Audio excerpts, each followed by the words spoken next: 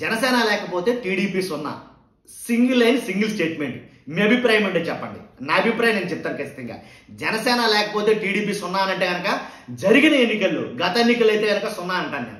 అధికారం ఎట్టి పరిస్థితుల్లో చేపట్టలేదు. అధికారం 100% వైసీపీకి కైవసం చేసుకున్నాం.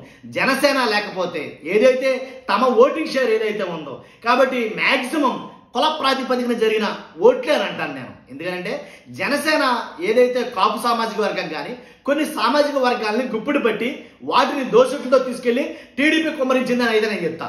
కాబట్టి రెండు కలిసినాయి కాబట్టి అధికారాన్ని చేపట్టాయి. లేకపోతే ఎట్టి పరిస్థితుల్లో అధికారం చేపట్టలేకపోను.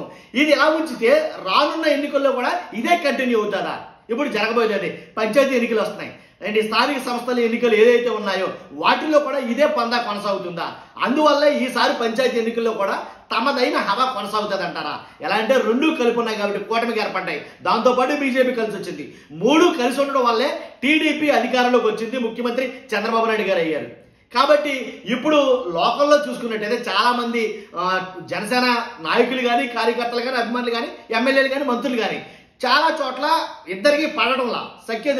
రీసెంట్ గా నిన్న జరిగిన గొడవ చింతమనేని ప్రభాకర్ వర్గీయులు ఎవరినైతే జనసేన నాయకుడిని కావాలని కొట్టించారని అన్నారో ఇలాంటి గొడవలు కోకోలలుగా జరుగుతున్నాయి. కనిపించి కొన్ని, కనిపించకుండా కొన్ని, చాప కింద నీరులాగా మ్యాక్సిమం వ్యాపించి ఉన్నాయి. కానీ ఎలాంటి పరిస్థితుల్లో మేమే గొప్ప, మేమే గొప్ప అనే మాట చాలా చోట్ల వినపడుతుంది. అందుగురించే మనం ఈ టాపిక్ ఎంచుకున్నాం. అర్థమైంది కదా? ఇప్పుడు నేను అడుగుతున్నాను మిమ్మల్ని, జనసేన లేకపోతే టీడీపీ సున్నానా అంటే కనుక సున్నాయే. ఇది నా అభిప్రాయం. మీ అభిప్రాయం ఖచ్చితంగా తెలియజేయండి. ఎందుకంటే ఖచ్చితంగా 100% అధికారం చేపట్టిందిరా కూటమి అంటే కనుక తమ పాత్ర ఎంతైనా ఉంది అనేది చెప్పొచ్చు. అలాగని ఇంకొక ప్రశ్న రేజ్ అవుతుంది, చాలా మందికి తెలుసో తెలియదు. ఎలా అంటే జనసేన లేకపోతే టీడీపీ సున్నా అని అన్నావు కదా, మరి టీడీపీ లేకపోతే జనసేన సున్నా అంటే సున్నానే. ఇక్కడ కూడా సేమ్ వాస్తవం లేదు. ఎందుకంటే కనుక ఏదైతే జనసేన ఖచ్చితంగా టీడీపీ అవసరమో టీడీపీకి జనసేన అవసరం. అలా అవసరమైంది కాబట్టి అధికారం చేపట్టారు. అర్థమైంది కదా క్లియర్గా? కాబట్టి ఈసారి ఇదే రకంగా వచ్చే ఎన్నికలకి వెళ్తే కనుక విడివిడిగా పోటీ చేస్తే వీళ్ళ వల్ల ఏమైనా అవుతుందా, లేదా కలిసి పోటీ చేస్తేనే మళ్ళీ అధికారంలోకి వస్తారా అని అంటే కనుక మెయిన్ ఇప్పుడు స్థానిక సంస్థల ఎన్నికలు అయితే జరగబోతున్నాయి. వీటికి యాక్చువల్గా అయితే పార్టీ మ్యాండేట్ లేకపోయినప్పటికీ పార్టీల మీద ఆధారపడి ఎన్నికలు అయితే జరగబోతున్నాయి. రానున్న ఎన్నికల గురించి ఆల్రెడీ లోకేష్ గారు ప్రతి మీటింగ్లో ఆయన చెప్పే మాట ఏంటంటే ఖచ్చితంగా స్థానిక సంస్థల్లో మనదే విజయమే ఉండాలి, కాబట్టి వాటిని సీరియస్గా తీసుకోవాలి అని ఆల్రెడీ ఎన్నికల సమర శంఖం పూరించినట్టే. దాంట్లో ఎలాంటి డౌట్ లేదు. స్థానిక పంచాయతీ ఎన్నికలు నువ్వా నేనా అనే పోర్లు అయితే జరగబోతున్నాయి. దాంట్లో ఎలాంటి డౌట్ లేదు. కానీ నేను చెప్పేది ఏంటంటే స్థానిక సంస్థల ఎన్నికలు ఏదైతే పంచాయతీ ఎన్నికలు ఉన్నాయో ఈ పంచాయతీ ఎన్నికలు ప్రెస్టీజియస్గా తీసుకుని వైసీపీ కూడా అంతే ప్రెస్టీజియస్గా అయితే కనుక పాలు పంచుకోబోతున్నామంటే ఎలాంటి డౌట్ లేదు. దానికి నిదర్శనం ఏంటంటే జగన్మోహన్ రెడ్డి గారు ఆల్రెడీ నియోజకవర్గాల బాట పట్టాడు.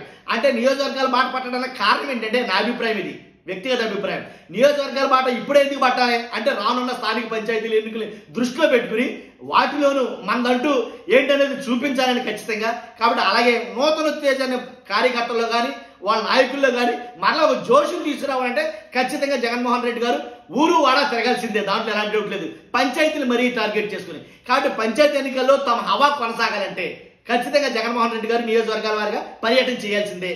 మరి ఎలాంటి టైంలో మరలా ఇది ఒక మాట చెప్పాలంటే ఏదైతే అభివృద్ధి అని సంక్షేమ పథకాలను పక్కన పెట్టేసి కూటమి ప్రభుత్వం ముందుకెళ్తుందో సంక్షేమ పథకాలు ఏవి అమలు కావటం లేదన్నమాట వాస్తవమే. దాంట్లో వాటి ప్రభావం పంచాయతీ ఎన్నికల మీద పడుతుందంటే కనుక నన్ను అడిగితే ఖచ్చితంగా పడుతుంది. ఏదో పంచాయతీ ఎన్నికల మీద పథకాల ప్రభావం పక్కాగా ఉంటుంది. దాంట్లో ఎలాంటి డౌట్ లేదు. కాబట్టి ఆ పథకాల ఎఫెక్ట్ అనేది పంచాయతీ ఎన్నికల మీద పడితే కూటమికి వచ్చే పంచాయతీ ఎన్నికల్లో కూటమికి వచ్చే పంచాయతీలు ఎన్ని ఉంటాయంటే బాగా తగ్గిపోవచ్చు. పంచాయతీ ఎన్నికల్లో 100% ఎక్కువ పంచాయతీలు వైఎస్ఆర్సీపీ కైవసం చేసుకుంటుంది అనే నా అభిప్రాయం. మీ అభిప్రాయం ఏదైనా సరే కామెంట్ రూపంలో తెలియజేయండి, నిరభ్యంతరంగా, నిర్మోహమాటంగా. కాబట్టి నేను చెప్పేది ఏంటంటే జనసేన అనేది ఖచ్చితంగా టీడీపీకి 100% అవసరమే. అవసరం కాబట్టే కూటమిలో ఒక రకంగా పొత్తు పెట్టుకోవడం అనేది జరిగింది. కాబట్టి ఈసారి అయినా సరే మరలా అదే పొత్తుతో వెళ్తేనే అధికారం అనేది కొంచెం అటు ఇటుగా ఏమన్నా మారచ్చు. ఎందుకంటే రాజకీయాలు ఎప్పుడైనా సరే గుర్రం ఎగరవచ్చు, చెప్పలేం. కాబట్టి అందుగురించి నేను అనేది ఏంటంటే ఈ రాజకీయ ఏదైతే కోణంలో ఆలోచిస్తే కనుక ఖచ్చితంగా టీడీపీకి జనసేనకి టీడీపీ 100% ఉండాలి. ఒంటరిగా పోటీ చేసే అవకాశాలు ఎట్టి పరిస్థితుల్లో పోటీ చేస్తే పక్కాగా ఫెయిల్యూర్ అయితే కనుక చూడాల్సిన అవసరం అయితే ఉంది. కాబట్టి నేను ఏదైతే అడిగానో ప్రశ్న మిమ్మల్ని, జనసేన టీడీపీ లేకపోతే జనసేన సున్నా అంటే కనుక రివర్స్ లో టీడీపీ లేకపోతే జనసేన సున్నానే. కాబట్టి ఈ రెండు పార్టీలు కలిసి అయితేనే అధికారం, లేకపోతే అధికారం లేదు. ఇది నా అభిప్రాయం. మీ అభిప్రాయం ఏమైనా సరే కామెంట్ రూపంలో తెలియజేయండి. ఫస్ట్ అయితే లైక్ చేయండి, నాకు మోటివేషన్గా ఉంటుంది. అలాగే ఎలాంటి ఇన్ఫర్మేషన్ ఎక్కువ మంది షేర్ అవ్వాలంటే మీరు లైక్ చేయడం చాలా ఇంపార్టెంట్. కొత్తగా మన వీడియో ఎవరైనా చూస్తే కనుక పార్టీలకు అతీతంగా మన వీడియోలు ఉంటాయి, దాంట్లో ఎలాంటి డౌట్ లేదు. తన మన పరా భేదాలు అక్కడ మన వీడియో ఉంటాయి. కాబట్టి సబ్స్క్రైబ్ చేయండి. Thank you very much.